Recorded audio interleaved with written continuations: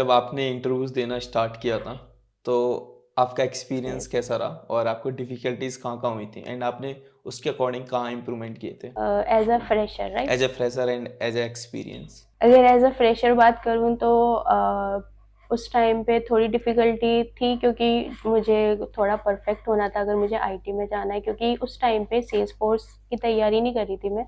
As a Java based interview I was preparing, तो जावा में आपको अच्छा होना पड़ेगा concept wise and coding wise. तो उस टाइम पे तो थोड़ा मुझे डिफ़िकल्टी रहा कि हाँ, मैं अच्छे से कोड वग़ैरह कर लूँ।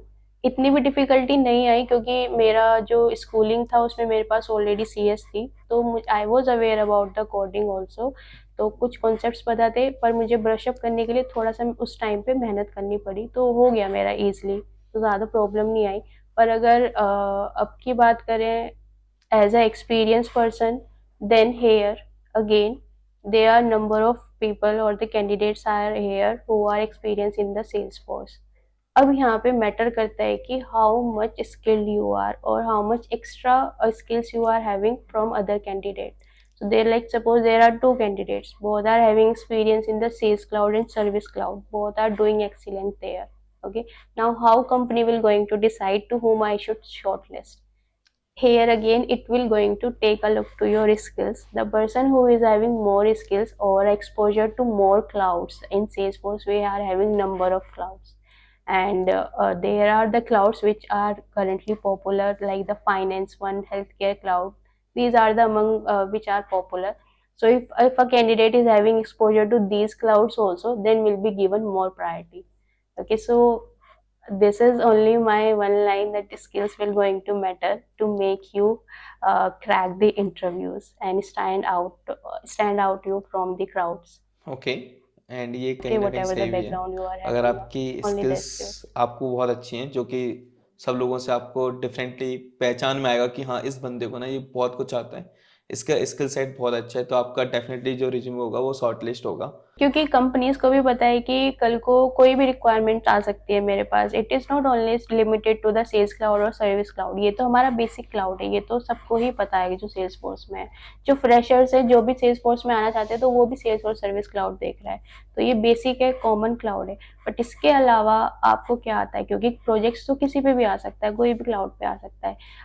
Business can be of health care also, finance banking sector बहुत ज़्यादा सेल्स फोर्स अब यूज़ कर रहा है। तो इसलिए अगर आपके पास ज़्यादा एक्सपोज़र है, ज़्यादा स्किल्स हैं, तो you will be given priority.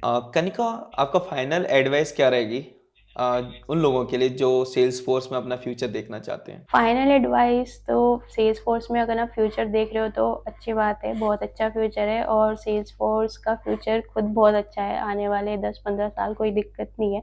Switch करना चाहते हो, करो, but only the condition is सिर्फ़ हाई पैकेज देख के मत स्विच करो। पहले आप नॉलेज लो अच्छे से, क्योंकि कुछ कैंडिडेट्स क्या करते हैं कि सिर्फ़ पैकेज देख के ऊपर-ऊपर से पढ़ लिया, ठीक है, हो गया, और स्विच कर जाते हैं। वो लॉन्ग टर्म के लिए सही नहीं है।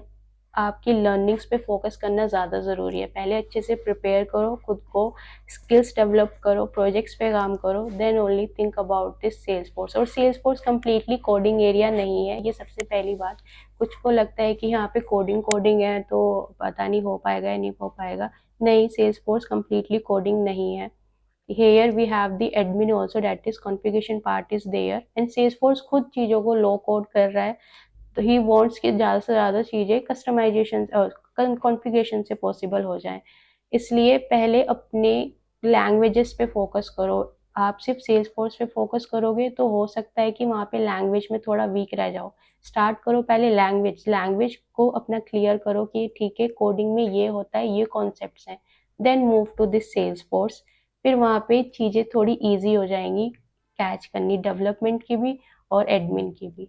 तो कॉन्सेप्ट्स पे पहले ध्यान दो, क्योंकि नॉर्मली कॉलेजेस में भी यही हो रहा है, सिर्फ डायरेक्टली सेल्स फोर्स पे फोकस कर रहे हैं, अपनी लैंग्वेजेस को भूल रहे हैं। सी, जावा, पहले इन पे फोकस करो, इनमें अच्छे से काम करो, then move to this Salesforce. Correct. और फ्रेशर्स के लिए थोड़ा सा डिफिकल्ट है, या आई एग्री, सेल्स फोर्स में आना, तो डीमोटिवेट होने की ज़रूरत नहीं है। अगर आपके पास अच्छी स्किल्स हैं, अच्छे से आप खुद को सोशलाइज़ कर रहे हो, आप प्रूव कर सकते हो, you have the experience of projects and also whatever dummy projects you have done, then you can easily get a job. ऐसा कुछ नहीं है कि जॉब नहीं है, जॉब है, but only for the freshers who are skilled. Okay. And ये बात सही भी है कि यस। अगर आपके पास एक्सपीरियंस है, और फ्रेशर्स के लिए थोड़ा प्रॉब्लम तो है यार, मतलब नो डाउट कंपनीज हायर नहीं करती फ्रेशर्स के लिए, हम्म। उन्हें लगता है कि बहुत टाइम देना पड़ेगा, पहले इसको सिखाना पड़ेगा एंड देन उसके बाद यस। काम कराना पड़ेगा। तो थोड़ा प्रॉब्लम तो है फ्रेशर्स के लिए, बट हार नहीं मानना, मतलब वैकेंसीज हैं, थोड़ा टफ है, हम्म। लेकिन सर्च करते रहोगे तो कहीं ना कहीं आपको जॉब मिल जाएगी। पैकेज का आप हाँ, तो वही। हाँ, उसमें आपको मतलब वही, देखो पहले क्या होता था कि कंपनीज खुद से ट्रेनिंग देती थी। जब मेरा सिलेक्शन हुआ, कंपनी ने मुझे खुद ट्रेनिंग दी थी सेल्स फोर्स हाँ। पे, तो इसलिए इजली तब फ्रेशर्स को ले लेते थे। बट अब क्या होता है, कंपनीज खुद सोचती है कि मैं 3-4 महीने क्यों टाइम वेस्ट करूं, इससे अच्छा मैं जिसको आती हैं चीजें, जो ट्रेंड है ऑलरेडी, उसको हायर करूं। तो इसलिए इसमें एक फैक्टर ये भी हो सकता है कि हाँ, ट्रेन वाले लोगों को हाँ। ज़्यादा प्रायोरिटी मिलती है एज़ अ फ्रेशर, क्योंकि company don't want to waste his time. He wants कि अगर मैंने आज हायर करा है, कल को मैं उससे काम करा सकूँ। पहले ऐसा नहीं था, पहले कंपनी हमें ट्रेनिंग देती थी, पर अब ही वांट्स कि अगर मैं आज हायर कर रहा हूँ, कल को मेरे पास प्रोजेक्ट आया, मैं काम कराने लग जाऊँ। तो आप इसलिए अपनी लर्निंग्स पे पहले फोकस करो, खुद को स्किल करो, company will hire you, no doubt. Yes yes. Okay. Thank you so much Kanika हमारे चैनल पे आने के लिए। आपने सेल्स फोर्स के बारे में बहुत थैंक यू अच्छी सो मच। इंसाइट्स दी हमें, और एक एक प्रॉपर हमने रोड मैप के बारे में बात किया कि सेल्स फोर्स में जिसको जाना है तो कहाँ से स्टार्ट करना चाहिए, कौन कौन से यस। टॉपिक होने चाहिए, बहुत सारे इंसाइट्स के बारे में बात किया। Thank you so much Kanika once again हमारे चैनल पे आने के लिए। Thank you so much, Gaurav. Thank you so much. See you and soon in future. या श्योर श्योर, हम और भी पॉडकास्ट शूट करेंगे आगे।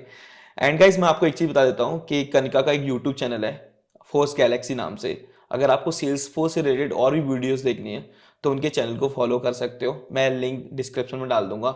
एंड उनका लिंक्डइन का भी डिस्क्रिप्शन में लिंक डाल दूंगा, उनकी प्रोफाइल का, तो आपको आइडिया लग जाएगा। एंड उनके चैनल पर भी कनेक्ट हो जाना। आपको अगर सेल्स फोर्स से रिलेटेड वीडियो चाहिए तो डेफिनेटली आपको वहाँ से काफ़ी हेल्प मिलने वाली है। Thank you so much, Gaurav. Thank you.